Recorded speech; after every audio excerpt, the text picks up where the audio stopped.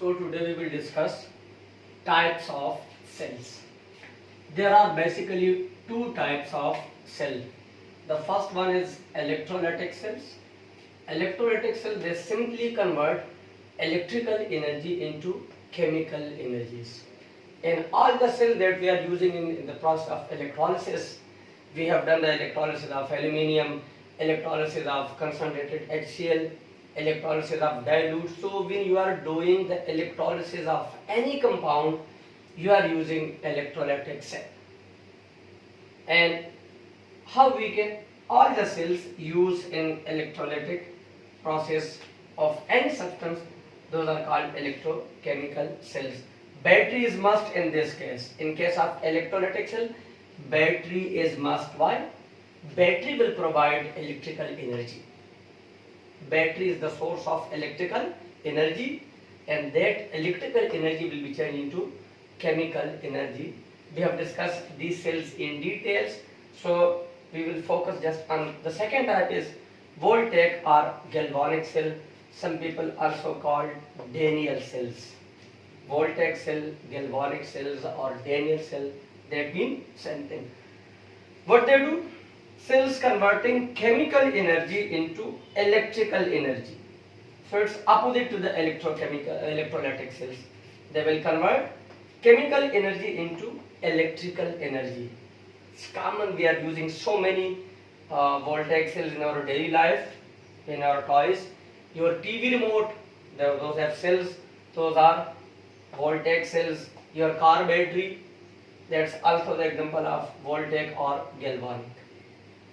So all the cells that we are commonly using, and they convert chemical energy into electrical, those are called voltaic cells. Now the main thing is making of a voltaic cell. How we can construct a voltaic cell? There are some conditions. Anode, more reactive metal.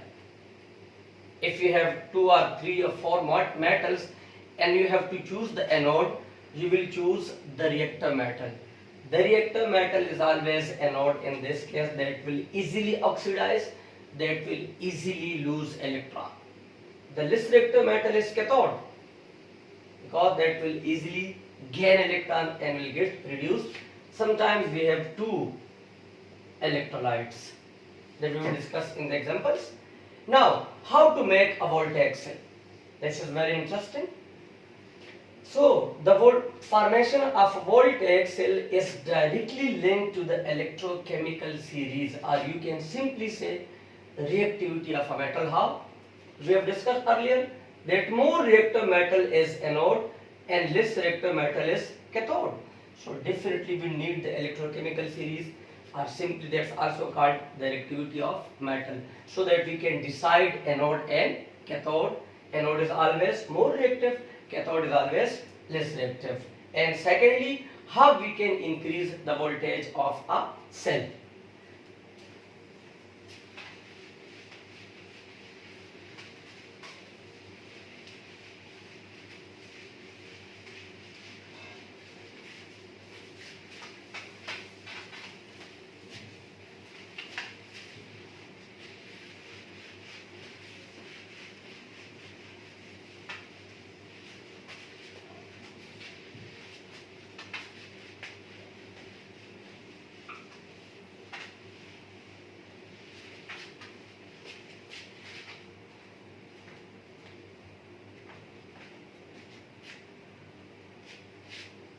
So first of all, electrochemical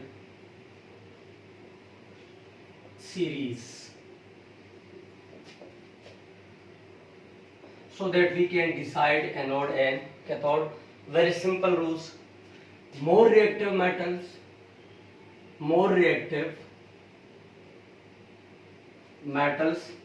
those are always on the top of the series. And down the series, reactivity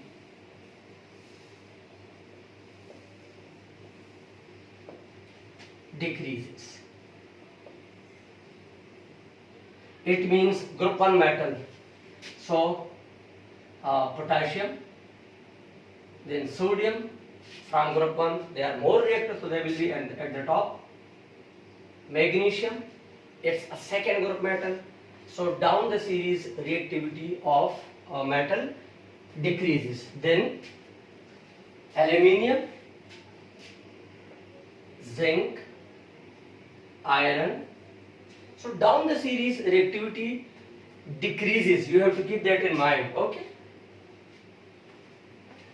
Then lead, and the most common, it's not a metal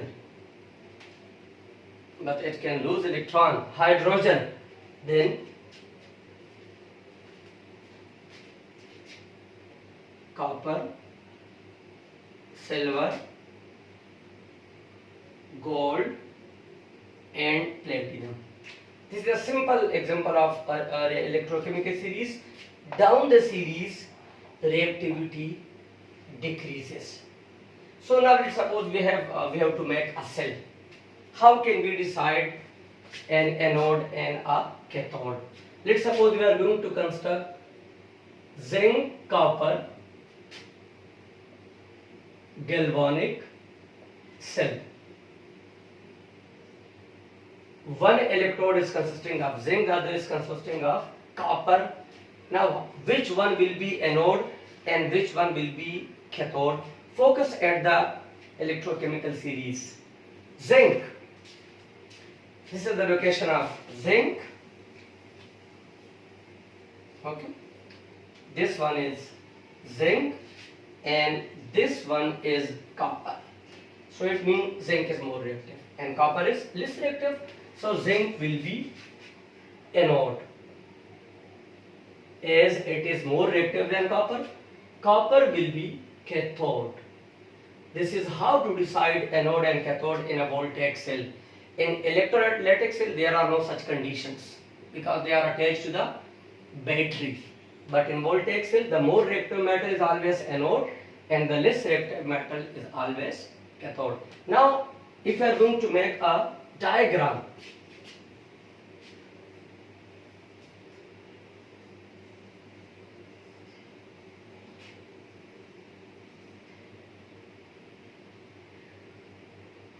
okay, this is cathode.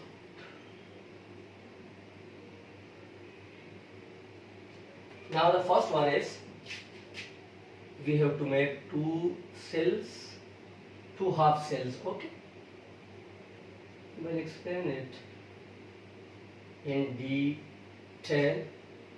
And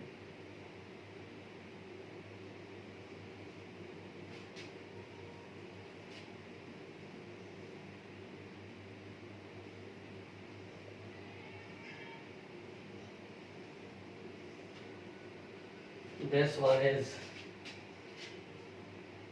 copper and this one is zinc.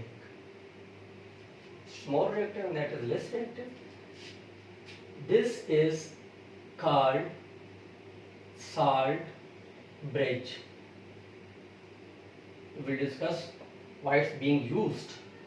And there is any molten electrolyte inside the salt bridge in the molten form, not in aqueous form. You can use any molten electrolyte inside the salt bridge. Voltage, what it will do? It will measure the voltage of a cell. Measure the voltage of a cell. So it's simply what? It's voltmeter. That will tell you what is the voltage of a cell. So we stand for voltmeter. Now zinc, so for this cell we will use zinc sulfate, Zn,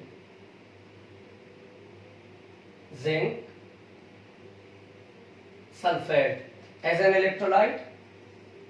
Zinc sulfate as an electrolyte,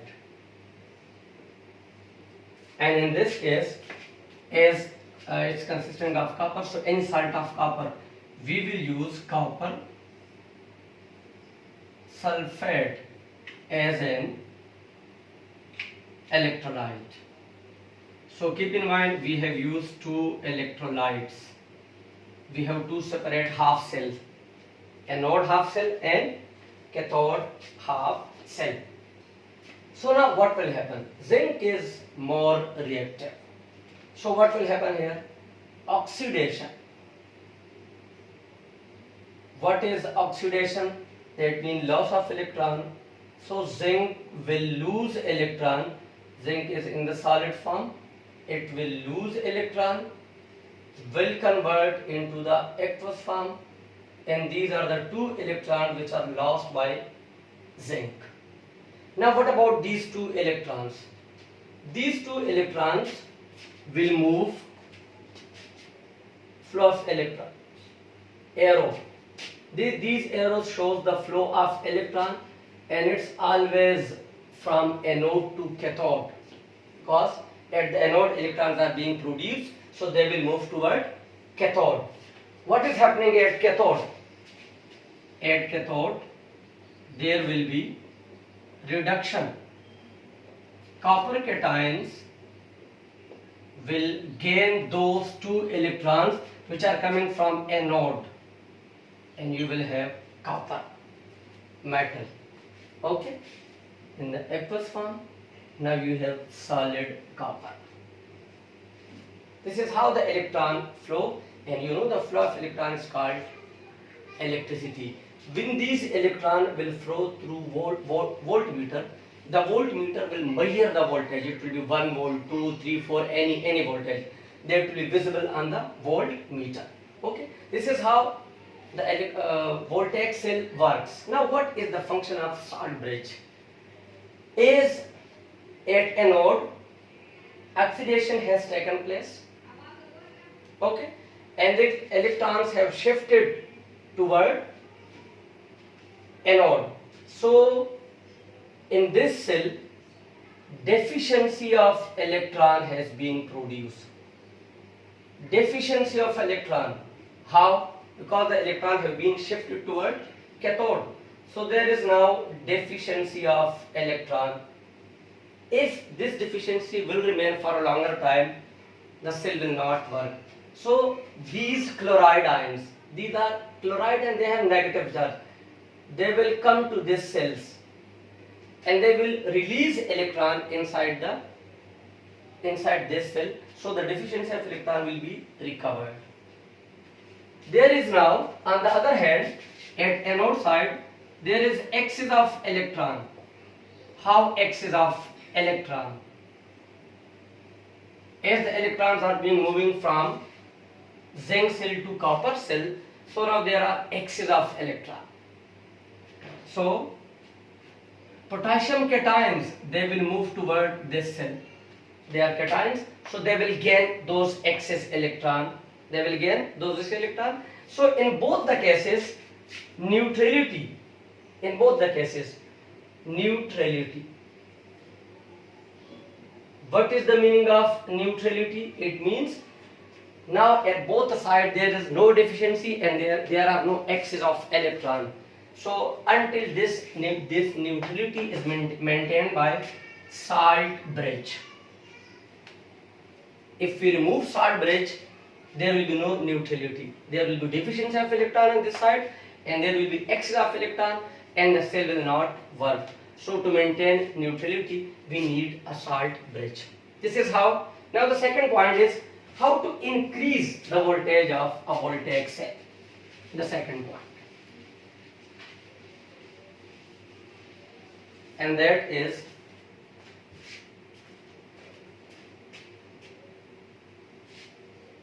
how to increase voltage. How to increase voltage of the cell. Sometimes we need a high voltage batteries. So how to increase? Very simple. Increase the reactivity gap between metals.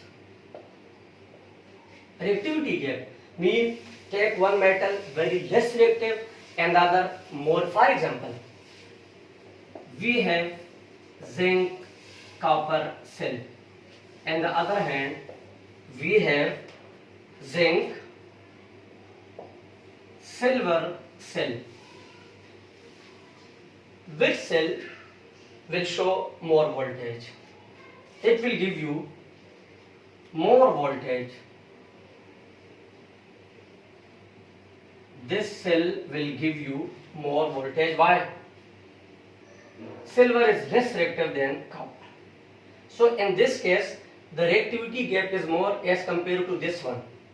So this cell is giving you more voltage. So simply to increase the voltage, just increase the reactivity gap between metals. Take one metal more reactive and take another metal from the bottom that will be less reactive. So by increasing the reactivity gap, the flow of electron become very quicker and the voltage of the cell will be increased. So this is working, and this is how to increase voltage of a cell by simply increasing the reactivity gap between metal.